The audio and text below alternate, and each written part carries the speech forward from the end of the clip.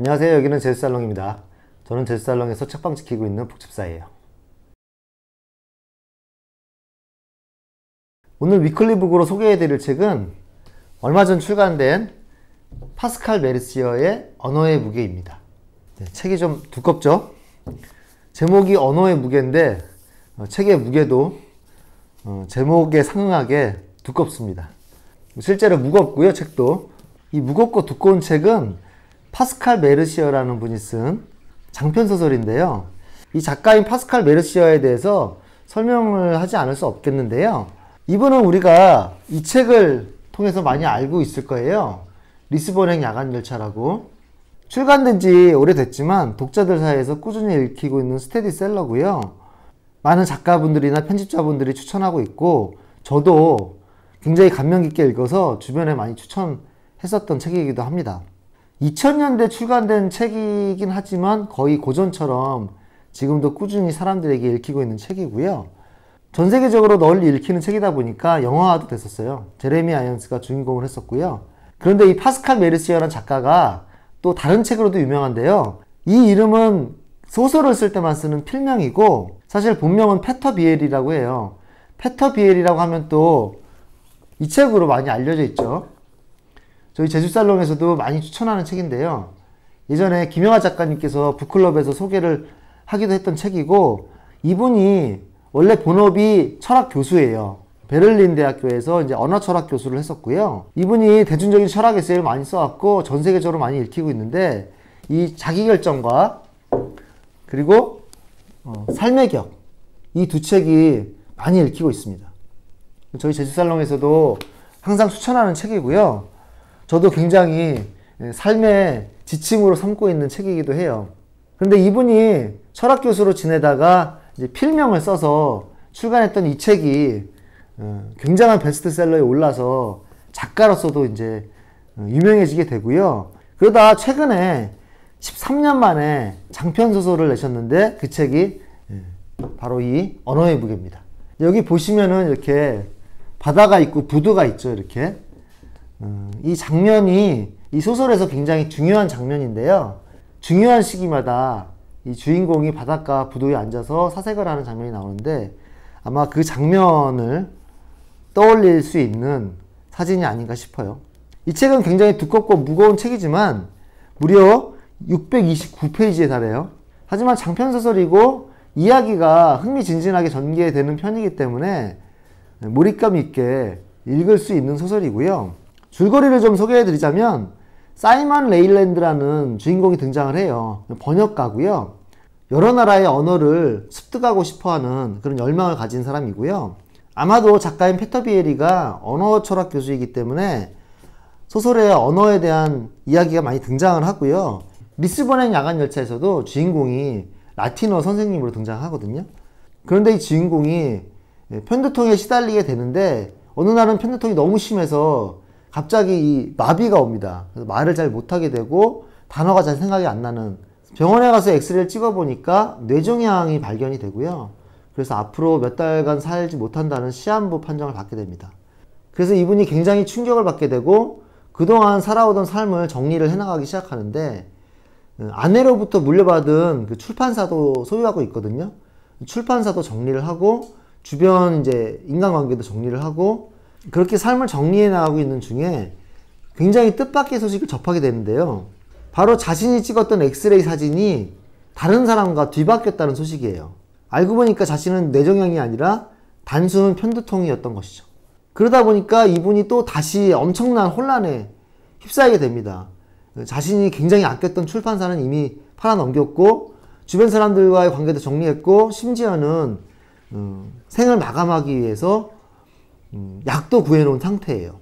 그런 상황에서 매우 기쁘기도 하겠지만 매우 혼란스럽고, 그런 상황에서 마침 삼촌이 또 돌아가시게 되고 집을 유산으로 남기게 돼요. 자신에게 더 연장된 삶을 어떻게 살아야 될지 고민을 하기 위해서 런던의 집으로 건너가서 사색하는 삶을 살게 됩니다.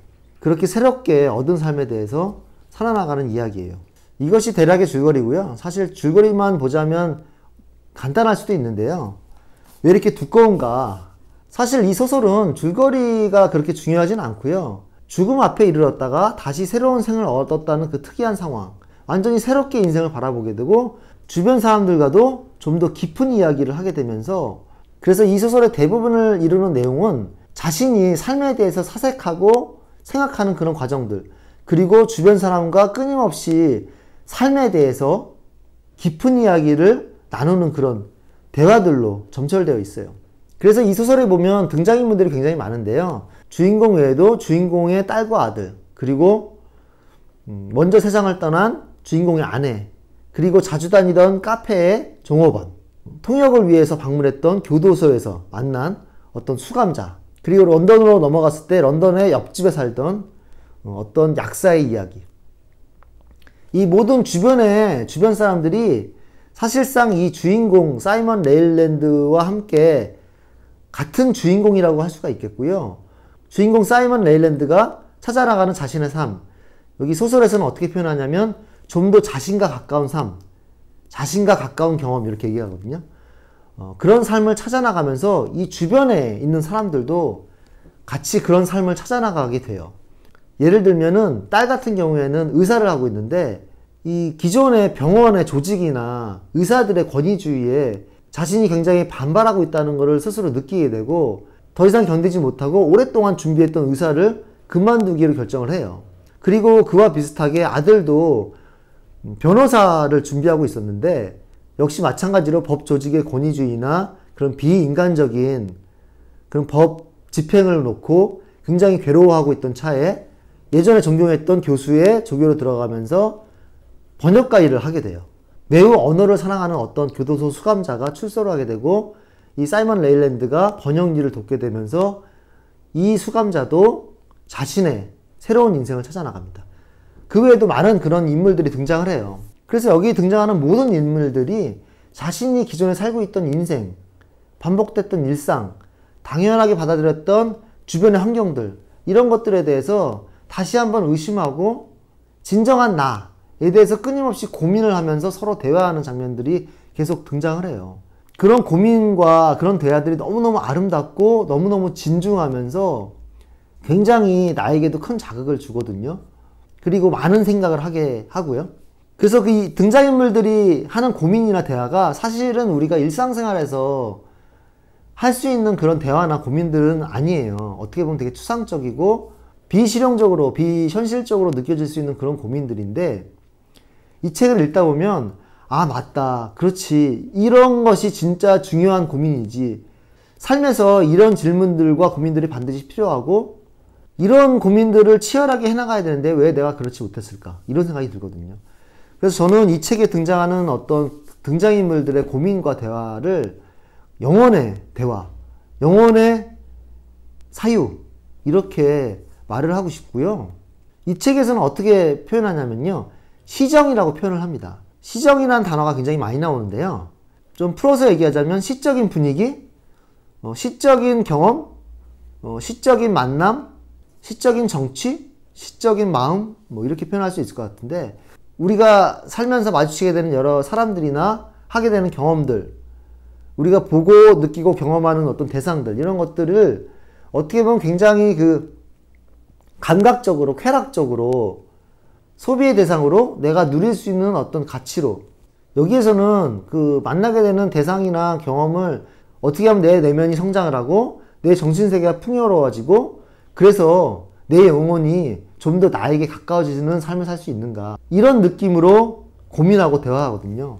그런 의미에서 이 소설에 나오는 모든 문장들이 영혼의 문장이고 영혼의 대화고 영혼의 관계가 아닌가, 그렇게 말씀드릴 수 있을 것 같고, 개인적인 이야기를 말씀을 드리자면 저도 제주도에 내려오면서 새로운 삶을 시작했는데 이 새로운 삶에 막 바삐 적응하고 자리를 잡아 나가면서 바쁜 삶과 일상을 영위해 왔지만 모든 것이 어느 정도 일상이 되고 나니까 다시 그런 고민이 들기 시작한 것이죠. 모든 것이 반복되고 고여있다는 느낌이 드니까 내가 살고 싶었던 삶은 어떤 것이지? 어떻게 하면 내가 의미 있게 좀 더 풍요롭게 살 수 있지? 뭐 이런 고민을 하게 되거든요. 그래서 요즘 제가 나름대로 방황기고 혼란스러운 시기인데 그런 시기에 만난 빛과 같은 구원과 같은 책이 아닐까 이렇게 표현을 하고 싶어요. 제가 작년에 모든 것이 빛난다는 책을 읽으면서 개인적으로 굉장히 큰 자극과 깨달음을 받았다.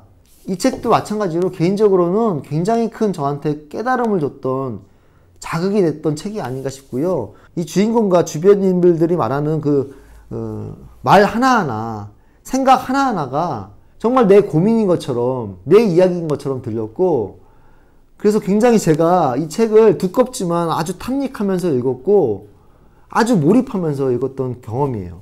그리고 제가 책 읽은 경험이 굉장히 좋았다, 너무너무 좋았다라는 생각이 드는 경우에는 이제 주변에 아주 가까운 사람들에게 추천을 해주거나 선물을 해주거나 하거든요. 이 책이 제가 읽으면서 주변 사람들이 좀 떠올랐고요.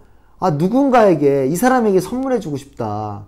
그 사람에게 무작정 가서 이 책을 읽으라고 권유해주고 싶다. 이런 생각이 들 정도로 저한테는 굉장히 뜻깊고 의미 있는 책이었습니다. 그래서 이 채널을 보고 있는 여러분에게도 정말 강력하게 권유를 드리고요. 이 소설에 정말 좋은 문장들이 많지만 그 중에서 몇 개만 소개해 드리도록 하겠습니다. 세상에서 멀리 떨어진 채 번역에 열중해 모든 걸 잊었다가 깜짝 놀라 시계를 볼 때가 있어. 시간이 언제 이렇게 됐지? 상실감이나 무언가를 놓쳤다는 느낌이 아니야. 내 안의 시간, 오로지 나만의 시간을 살아냄으로써 시간의 독재에서 벗어났다는 행복에 겨운 놀라움이고 해방감이지. 이럴 때면 자기 자신에게 머문다는 것이 시간의 극복을 뜻하며 우리가 측정하고 이야기하는 시간이란 그것과 비교하면 오로지 망상이라는 인도의 교훈을 잠깐이나마 이해할 것 같아. 그 순간을 더 많이 경험하고 싶어서 밝은 대낮에 커튼을 모두 치고 전화선을 뽑아. 다른 문장도 읽어보겠습니다. 바로 균형 감각이지. 뭐가 중요하고 뭐가 중요하지 않은지 언제든 구별하는 흔들리지 않는 단단한 능력이라고 말할 수도 있을 거야. 뭐가 중요하고 뭐가 시간 낭비인지 명확해 보였고 거기에 대한 토론이나 이의제기는 우습게 생각됐지. 나는 사람들이 빈둥대며 돌아다니고 수다 떠는 모습을 지켜봤어. 어스름한 선잠에 빠져 비틀거리는 이 가련한 존재들은 원래의 삶과 현실로 깨어나지 못하고 깨어난다고 해도 이미 너무 늦을 테지. 삶을 놓쳤고 늦잠을 잤고 졸았고 온갖 무가치한 일에 사로잡혀 잠을 잔 거야. 가끔 더는 어떻게 해야 좋을지 모르겠어. 반복되는 수많은 일도 나를 지치게 만드네. 늘 똑같은 과정, 자주 나누는 똑같은 대화, 똑같은 손님들, 인생이 그저 요란한 의식으로만 이루어진 것 같아. 저녁에 집에 올라가면 예전에는 알지 못했던 감정을 이따금 느껴. 지겨움이지. 무슨 말인지 알겠나? 이 페터비엘이라는 철학 교수님이 이 철학 에세이에서 자신이 주도하는 삶, 자기가 결정하는 삶, 나로 살아가는 삶 이런 얘기를 많이 하시고 그렇게 살기 위해서 어떤 태도와 마음가짐, 철학을 가지고 있어야 되는가 라는 말씀을 하시는데 그런 삶의 본보기와 이야기, 여정을 보여주는 소설이라고 할 수 있을 것 같아요. 제목이 언어의 무게지만 어떻게 보면 영혼의 무게, 삶의 무게라는 제목으로도 이해할 수 있을 것 같아요. 이 책의 마지막에 보면 사이먼 레일랜드가 번역 일만 하다가 자신의 목소리를 찾기 위해서 자신의 글을 쓰게 되거든요. 그래서 소설을 집필을 하게 됩니다. 그리고 어떤 소설을 쓸까 고민을 하던 와중에 여기서 얘기했던 그 지루한 일상, 반복되는 일상을 견디지 못하는 어떤 선생님, 이 선생님도 프랑스어를 가르치는 선생님인데 이분이 모든 것을 정리하고 어떤 한적한 시골 마을로 떠나는 이야기예요. 그런 이야기의 소설을 쓰게 되고 그 소설의 내용도 이 책의 후반부에 등장을 합니다. 소설 속의 소설이라고 할 수 있는 그 소설을 읽는 재미도 있어요. 물론 초반부만 등장을 하지만 그리고 어떻게 보면 그 소설의 이야기가 이 리스본의 양간열차의 이야기와도 굉장히 닮아 있습니다. 그리고 삶이 지루하게 느껴진다. 반복되는 일상에 지쳐있다. 혹은 새로운 삶을 살고 싶다. 전혀 다른 삶을 내가 설계해보고 그런 삶을 살아보고 싶다. 라는 생각이 들거나 그러한 열망에 휩싸이신 분이라면 더욱더 강력하게 추천을 드리고 싶어요. 정말로 내 영혼을 내 자신에게 머물게 하기 위한 기나긴 여정을 떠나는 이야기라고 할 수 있을 것 같고요. 오늘 이렇게 조금은 진중한 두꺼운 장편소설을 소개해 드렸는데요. 이 책에서 말하는 것처럼 영혼이 풍요로운 삶, 자신에게 좀 더 가까운 삶을 살아나가는 그런 일상이 되길 바라봅니다. 끝까지 시청해주셔서 너무 감사드리고 저는 또 다른 책으로 위클리북으로 찾아오도록 하겠습니다. 감사합니다. 안녕히 계세요. 안녕. 감사합니다.